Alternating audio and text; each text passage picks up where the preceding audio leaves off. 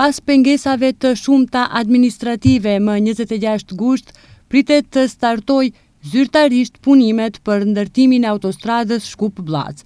Lajmin e ka bërë të ditur zëvendësministria e transportit Kaltrina Zekolli Shaqiri, sipas së cilës janë plotësuar të gjitha kushtet financiare dhe procedurale për nisjen e këtij projekti me rëndësi strategjike. Edhe pse afati zyrtar i realizimit është 4 vjet, nga Ministria e Transportit presin që punimet të përfundojnë shumë më shpejt. Me shumë gëzim e them që me datën 26 gusht do të fillojnë punimet.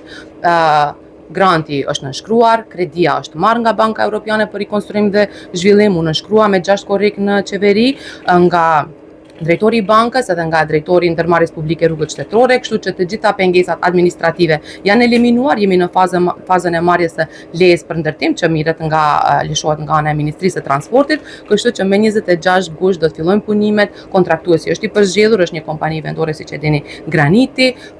Afati i realizimit të projektit është parapar 4 vite, mirë po kemi bërë kërkesë serioze edhe nga ana e ministrit, ka qenë kjo si kërkesë që të bëhet sa më shpejt. Paralelisht me këtë projekt, ditë më parë, Ministri i Transportit Aleksandar Nikolovski zhvilloi një takim pune me Ministrin e Infrastrukturës dhe Transportit të Kosovës, Dimal Basha. Në fokus të bisedimeve ishte rivendosja e qarkullimit hekurudhor dhe aplikimi i konceptit One Stop Shop, përkatësisht një stacion i përbashkët kufitar hekurudhor.